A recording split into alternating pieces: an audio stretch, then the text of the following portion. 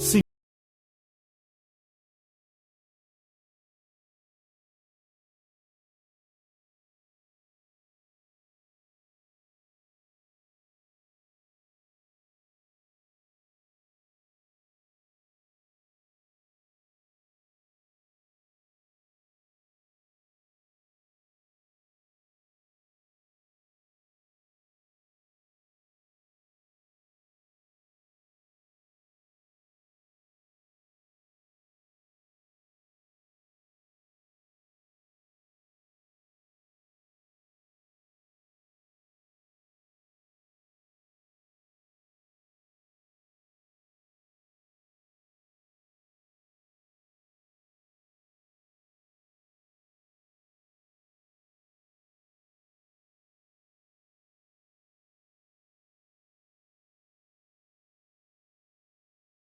Penyebaran agama Islam berpusat di kota Papua Nugini, Port Moresby. Dakwah melewati tantangan geografi hingga menguatkan ukhuwah sesama Muslim. Imam Mikhail Abdul Aziz, Imam Masjid Port Moresby yang dikenal hingga ke wilayah dataran tinggi. Dengan populasi lebih dari 400.000 orang, Simbu menjadi wilayah paling padat kedua di Papua Nugini. Suku Simbu disebut sebagai penduduk asli yang paling banyak memeluk agama Islam di wilayah dataran tinggi. Namun, tidak ada catatan resmi berapa jumlah populasi Muslim di wilayah itu. Hal itu mungkin disebabkan karena tidak adanya lembaga Islam ataupun majelis agama Islam di negara ini. Karenanya, tidak ada catatan mengenai jumlah pernikahan, kematian, ataupun kelahiran bayi kaum Muslim. Masih banyak dukungan serta bantuan yang diperlukan oleh masyarakat Muslim di Papua Nugini untuk memperkuat kedudukan mereka sebagai warga Muslim setempat.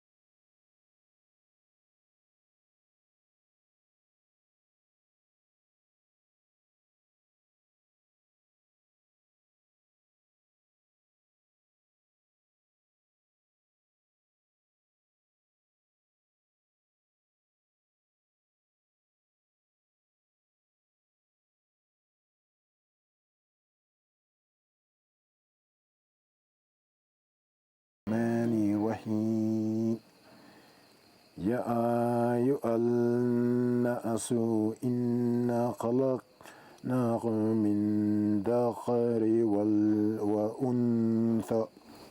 When I was in the high school, and I started to learn Quran with Imam Mikhail Abdul Aziz from Port Moresby.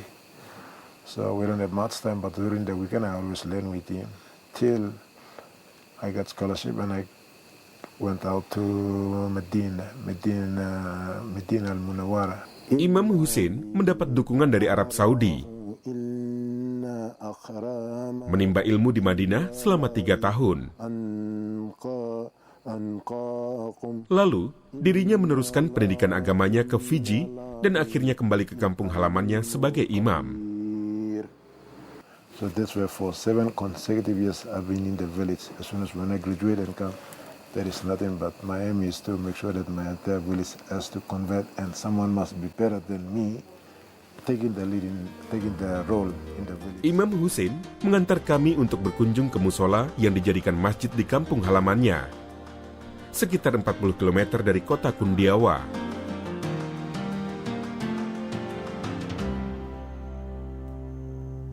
Kami akan melihat masjid sederhana jauh di pedalaman wilayah dataran tinggi ini.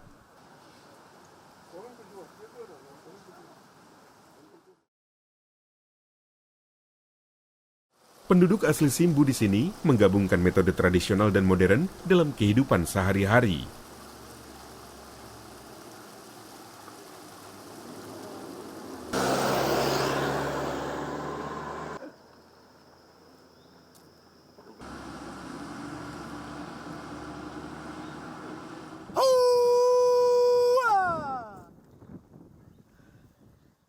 Sejak pukul 7 pagi, kami berjalan dari kota Kundiawa menuju kampung Imam Hussein Korah, sekitar 40 km di pedalaman dataran tinggi.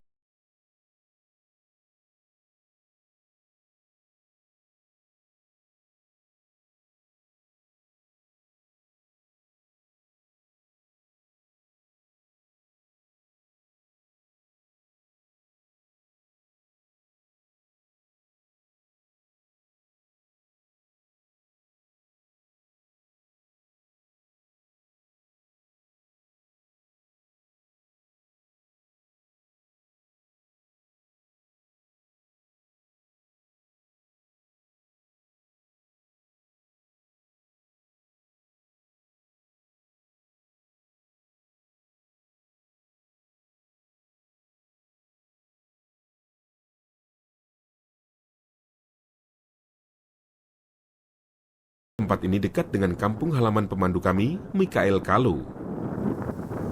That's where I come from. Subhanallah. This is my home place. We have Muslims living there called Karl Marl is there. The Muslims are actually waiting for us there, but unfortunately we can't go there. Sometimes we like to walk there to town and back. Just by walking? Just by walking. Subhanallah. It looks so far. Yeah, but we were used to it that time. No other option but to walk. Subhanallah. And people are still doing it. From people there, they're still doing it now. Well, standing here with you and having a beautiful view here, subhanallah. You're living in this beautiful Yes, place and you're walking in it. Yes. Oh my goodness, subhanallah.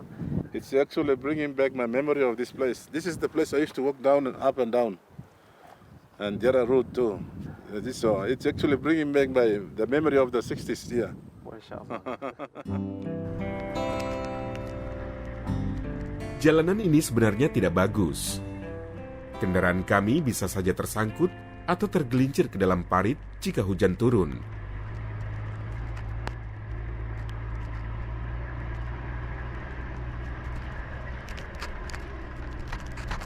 Kami harus menghindari hujan jika ingin kembali ke kota Kundiawa dengan selamat.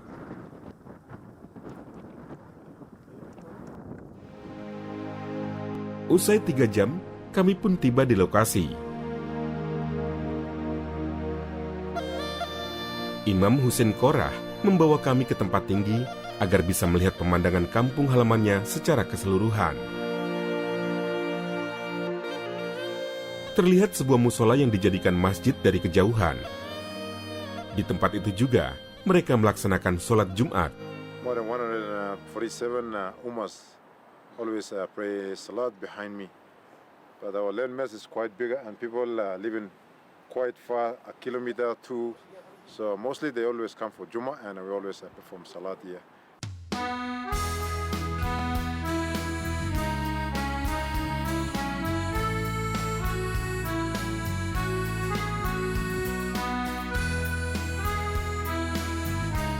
Beratap seng, berdinding bambu, dalam kesederhanaannya, tempat ini menyatukan kaum muslim setempat.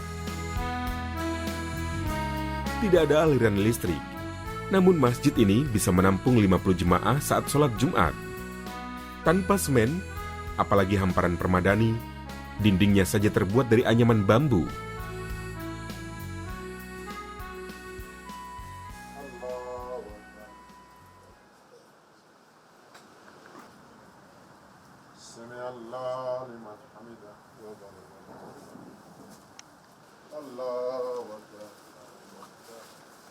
Disinilah Imam Hussein memimpin penduduk muslim setempat dalam melaksanakan rukun Islam kedua di perkampungannya. Kenyamanan bukan faktor utama bagi mereka. Namun keberhasilan dalam menunaikan ibadah sebagai bentuk ketaatan pada Yang Esa lebih diutamakan. In our customs, more than 75% they only believe one God, but they don't know which God is this and that. But according to Islam, they teach us only one God. So that's why we were really convinced to that, and we embrace Islam, and to myself too also.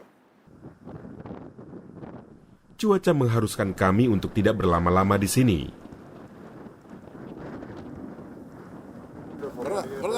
Yes. Because of the rain, we have to get out of here. The rain is coming close, very close. Yeah. Can you see that? Yes, I see. It's the rain coming so fast. Okay. We have to get out of here. If not, we can't go. We will have to sleep here. Okay, Allah Akbar. Okay. Okay, let's go. Let's go. Inshallah. Inshallah. Jom kita kena balik cepat ni. Hujan menghalangi jalan keluar di lereng bukit. Kami terpaksa meninggalkan saudara muslim setempat yang ada di perkampungan Imam Hussein.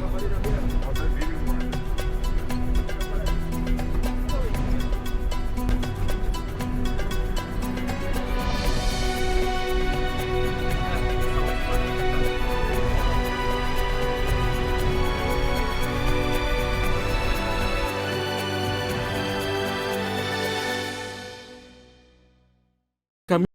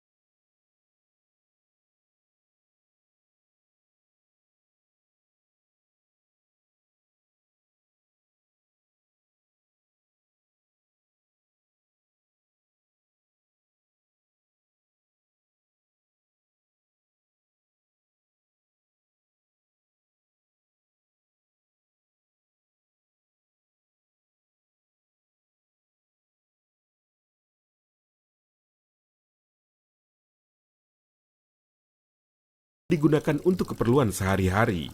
Sometimes, yes, we can sell, but we don't get a lot of this. That we get it from the garden because some locals here, or brothers here, sisters here, they also plant. So we want to sell this, very hard to sell. So that's why we just bring it them and then we just save ourselves. Sebagai seorang petani, Abu Bakar tidak bisa memasarkan hasil pertaniannya lantaran tingginya persaingan. Hampir setiap penduduk memiliki tanah dan menanam tanaman yang sama, yaitu ubi manis.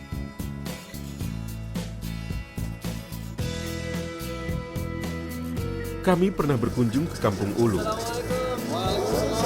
Namun kedatangan kami kali ini untuk lebih mempererat ukhuwah kaum muslim di wilayah dataran tinggi Simbu.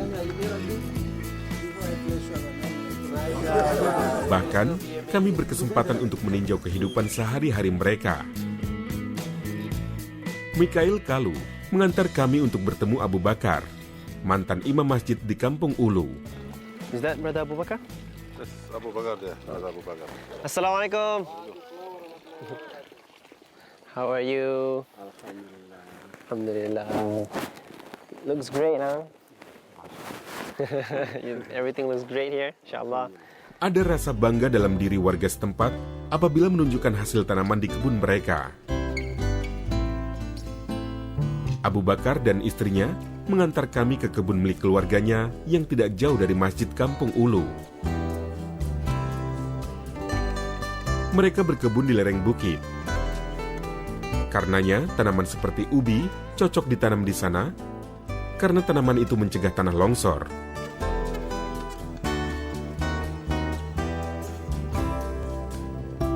Ubi sendiri juga dijadikan makanan pokok mereka. Istimewanya, ubi yang ditanam merupakan jenis ubi manis. Let's finish from this. This section finished. Yeah, all cover already. Alright. Selain rasa, mudahnya proses penanaman ubi menjadikan ubi sebagai makanan pokok penduduk setempat. Jadi kini saya berada di salah satu kebun saudara Abu Bakar. Makanan rujinya merupakan keledek. So di sinilah salah satu kebun keledeknya. Tapi menurut beliau, keledek ini bukanlah untuk dijual, tapi merupakan makanan utama mereka. What is it called in Pidgin? Kau. Kau. Yeah. Alright. Bermodalkan sebatang kayu runcing, mereka mengeluarkan ubi matang dari tanah. Finish from this. Okay, it's your turn to dig. It's my turn. Yes. Okay. So how do we do it? You can get this stick Okay. and then take this, dig the ground. Dig the ground. Okay. Then you will see the sweet potatoes there. Alright, inshallah. Oh, see one? Yeah, that's There's one. You found one.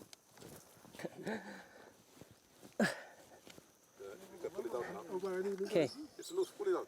Ya dia, keledek. Susah juga nak cari ni walaupun kecil macam ni. Allahu Akbar. Thank you. Thank you, Brother Abu Bakar.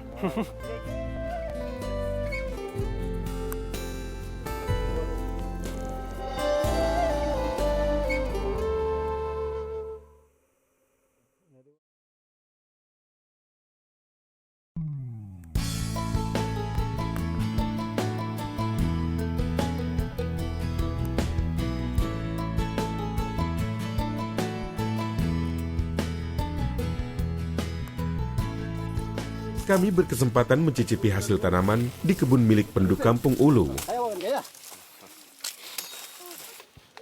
Bismillahirrahmanirrahim. Clean your teeth as well. Nice. Manis. Delicious. Good platru. Delicious. Yes. Usai memeluk Islam, penduduk Kampung Ulu akan meninggalkan kebun mereka begitu waktu sholat tiba. Berdirinya Masjid Kampung Ulu mengubah kebiasaan warga setempat dengan lebih disiplin untuk sholat 5 waktu. Perubahan itu terlihat dibanding saat sebelum mereka memeluk agama Islam.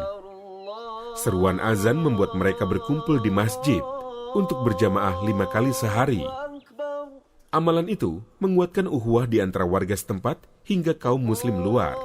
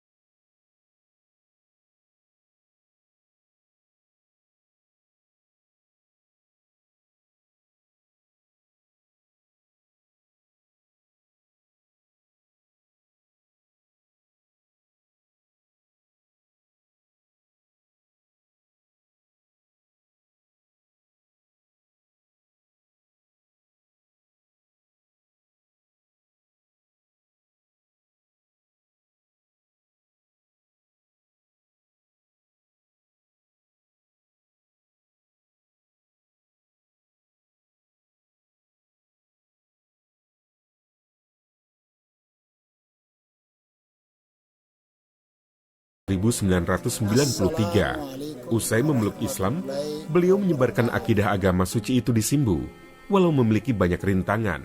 Very, mountainous, a lot of hardship, We had to walk, we had to cross big rivers, we had to climb the highest mountains. But I never gave up. I know that, every time the challenges comes, my iman becomes stronger and stronger. So we have the 7 million people, Papua New Guinea, without kalima. We have to make effort to make sure, or otherwise will be questioned on the Yaumul Qiyamah. Pengorbanan Haji Muslihuddin dan rekan muslim lainnya ternyata berhasil. Populasi muslim di wilayah ini meningkat dibanding kawasan lain di penjuru Simbu. Jika merujuk jumlah tidak resmi, ada sekitar 4.000 warga Papua Nugini yang sudah memeluk agama Islam. Pada usia 53 tahun, mantan petugas publik itu terharu melihat perkembangan Islam di kampung halamannya. I just quitted my job. I gave my full time, my life in this effort. Alhamdulillah, now my children can recite Quran. Haji Muslihuddin terharu melihat perkembangan Islam di tanah airnya saat ini. Which I really had a hard time. But it was my dua. Allah subhanahu wa ta'ala was just answered by, So I'm more than happy. I see, a lot of our children are sent to Malaysia, Indonesia, Fiji, even to Saudi. Alhamdulillah, Islam is growing. Alhamdulillah. Kegiatan dakwah Haji Muslihuddin membuahkan hasil jika komunitas muslim di sana semakin berkembang. Semangat gotong royong yang ada dalam tradisi suku Simbu kini bertambah kokoh setelah mereka memeluk agama Islam karena hal tersebut diajarkan dalam agama suci itu.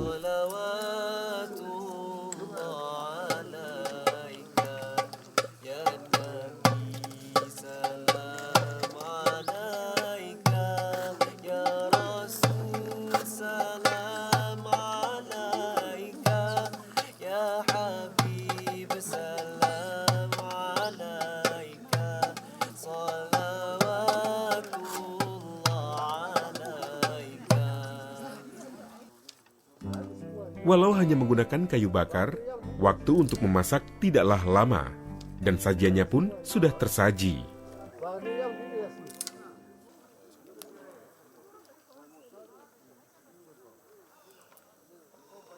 Daun pisang dijadikan alas makan menggantikan nampan. Ubi manis sebagai bahan utama sajian dibagikan dengan rata.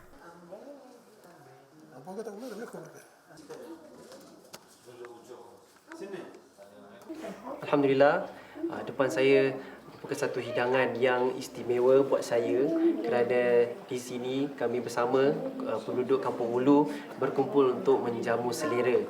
Dan Masya Allah, bila bersama pula elektrik tak ada. Dan kita pula bersama-sama rasakan dah cukup dah sebenarnya. Ukhuwah ni dah melambangkan keenakan untuk makan bersama. Bismillahirrahmanirrahim.